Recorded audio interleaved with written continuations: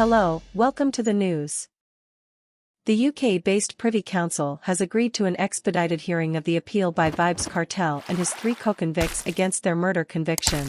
The appeal, which was slated for April 16 to 18, 2024, will now be heard on February 14 and 15, 2024.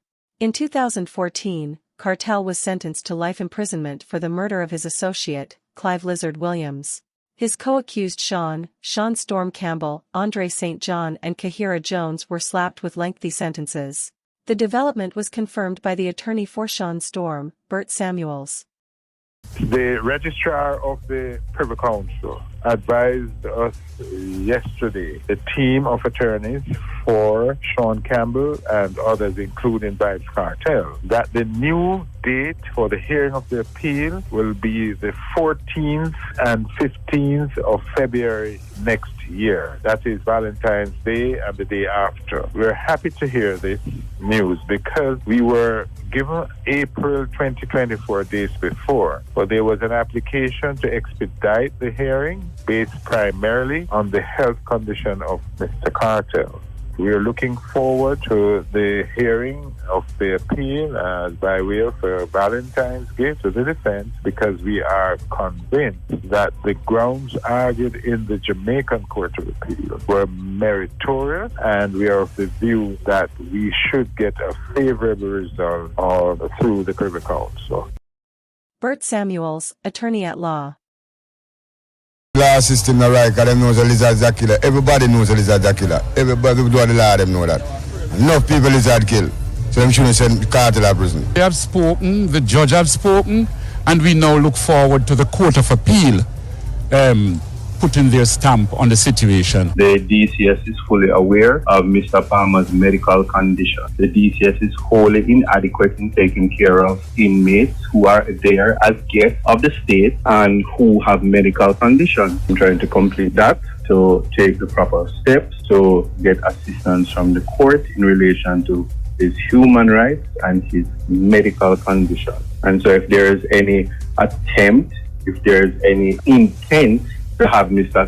Palmer's health deteriorate further by having him in a poorly ventilated cell, given his condition, that is my primary concern. As it is right now, I will make clear that Mr. Palmer is an appellant, and the law as it is now, whether Parliament decides to amend it as I'm speaking, is that he is an appellant and he is to be treated accordingly. So whatever punishment at the hand of a servant of the state who believe they have authority, that is what needs to be corrected. The phone issues is a matter for Parliament, legislation and procedure. I care zero about that. Him not pleading or not asking for leniency, what was that all about?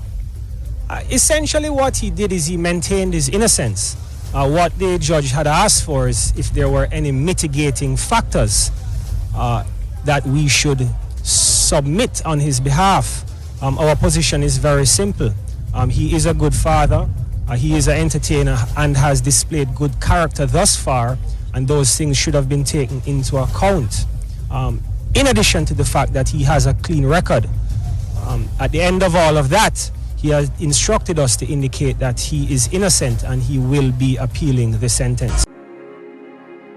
Jamaican-Canadian restaurant owner killed in Clarendon.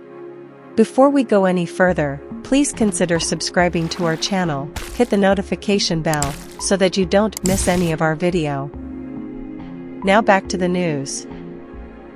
The Clarendon police are continuing their probe into the murder of a Jamaican-Canadian man whose body was found with gunshot wounds in bushes in Salt River, Clarendon on Tuesday. The deceased is 43-year-old Merrick Aries, otherwise called Owen, a resident of Paddington Terrace in St. Andrew and Ontario, Canada. Along with his brother, Aries is co-owner of the Diner's Corner, a restaurant selling authentic Jamaican cuisine in downtown Toronto, in Canada.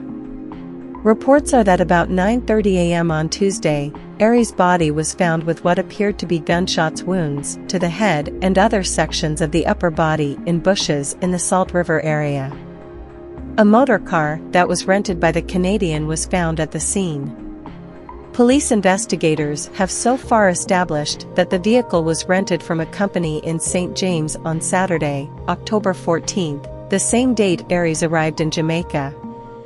The car was to be returned on October 30th. The police are theorizing that Aries may have been lured to the area, robbed by his attackers, and then killed. Prime Minister Andrew Holness is urging Jamaicans to continue having faith in his administration, given the work it has done over the past few years to create prosperity for all. The Prime Minister made the plea on Wednesday while speaking at a handing over ceremony hosted by the National Housing Trust, NHT, in Shrewsbury, Westmoreland. Our economy has gotten the highest rating it has ever gotten in the history of rating our economy. What you feel may not necessarily square up with this because you still have to contend with all the issues that are around you. But because our economy is doing well, you should maintain a hopeful and optimistic posture that your government will increase the pace at which it delivers the services to you. Don't lose faith. Don't lose focus. Don't be distracted. We have never been in this good spot for our future development before. Let us not squander it because we have been distracted. Mr. Holness told his audience that the fruits of the JLP administration's labor are almost ready to be reaped. We have essentially reached a new equilibrium in our economy, and now we're going to transition to ensure that the benefits from that new equilibrium in our economy can be converted very quickly into providing you with the services and amenities that will improve the quality and well-being that you want to enjoy. And that is where your government is now focused.